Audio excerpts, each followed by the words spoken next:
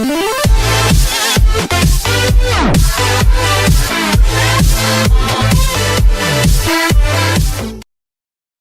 Wizards got clowned by LaVar Ball. Never question LaVar Ball again, a forlorn Steve Buckhantz said well after 1 a.m. on Thursday morning, as Ball rejoiced over a Lakers victory. That wasn't how this night was supposed to end.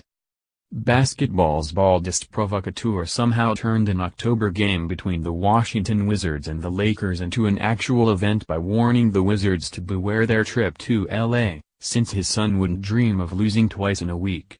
Then came Marcin Gortat's social media prediction that John Wall would torture young Lonzo, and Wall's promise to show no mercy, and Paul Pierce's repeated claims that Wall was the best point guard in the game, and Wizards fans swooning over Wall's $1,100 pre-game angry cat Gucci sweater, and a general anticipation of calculated annihilation delivered by a veteran at the height of his powers upon an overmatched rookie whose father wouldn't stop writing verbal checks for made-up amounts.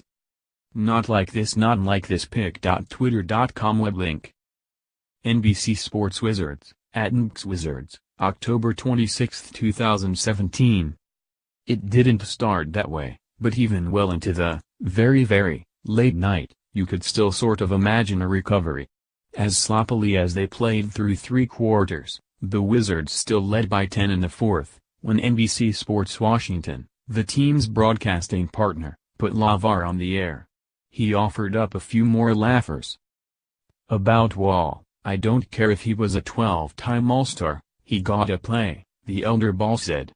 "You can get beat on any given night. So all that All-Star stuff don't count unless you out here today doing your thing." Markieff Morris, recovering from hernia surgery, appears close to return for Wizards. About his son's slow offensive start, "He don't have to shoot the ball at all to still be effective in the game," the elder Ball said. "People get stuck on them points. The points ain't how you win all the time. He's a versatile player, he can do a lot of other things to make 'em win." About LA's 10-point deficit, "We've still got time, man," Ball told Chris Miller. "See me after the game. See me after the game. They're gonna get the W. That's what Lonzo's got to work on, closing the game, and that's what I'm looking for right here."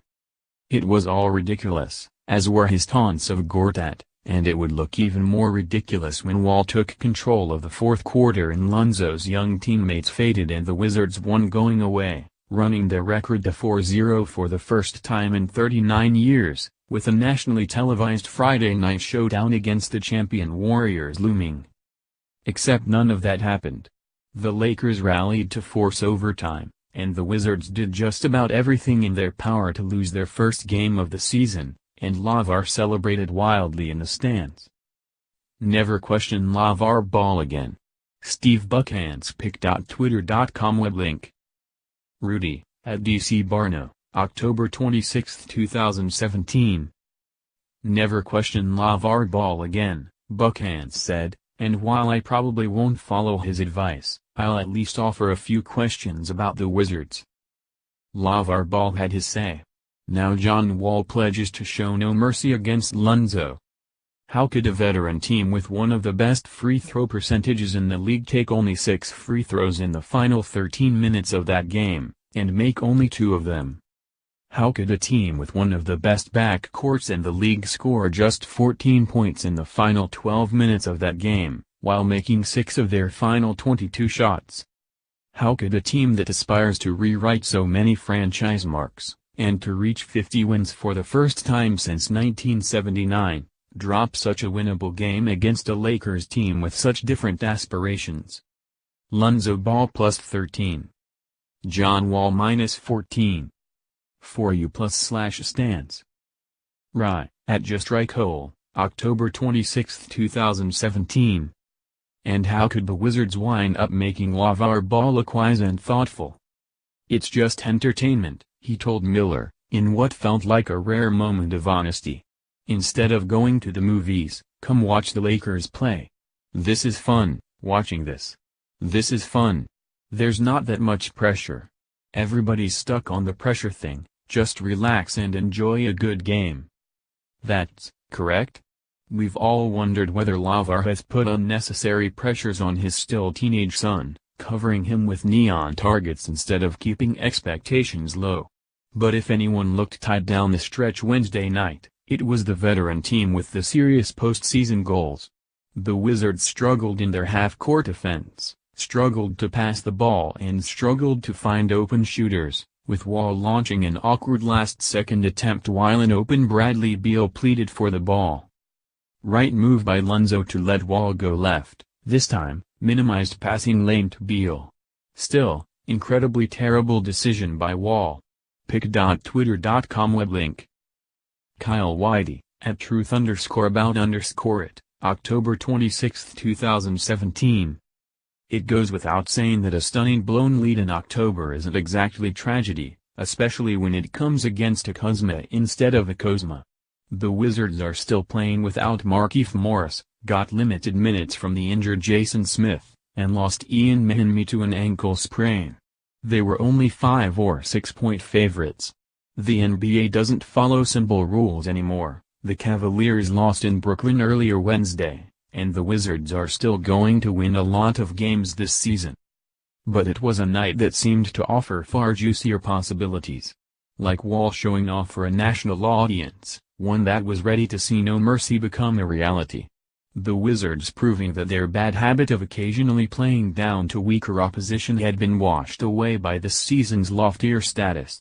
The first 4-0 start since the Carter administration, leading up to a real shot at national acclaim on Friday night. And the satisfaction of attaching a temporary mute button to Ball's Carnival Barker act. Like, did you hear what he said about Gortat? Who is Marcin Gortat? Ball asked Miller. He didn't have an interview in his life until he said my name or my son's name. Nobody don't know nothing about him. Just because he's got a fresh haircut don't mean he gonna come out here and get a win. Had the Wizards finished off the Lakers in that fourth quarter, all the silly bluster and petty insults would have looked desperate and inane. But dang if all of those predictions didn't come true, that Lonzo Ball didn't need to score to make things happen, that Wall's all-star status wouldn't guarantee results, that a comeback win was pending.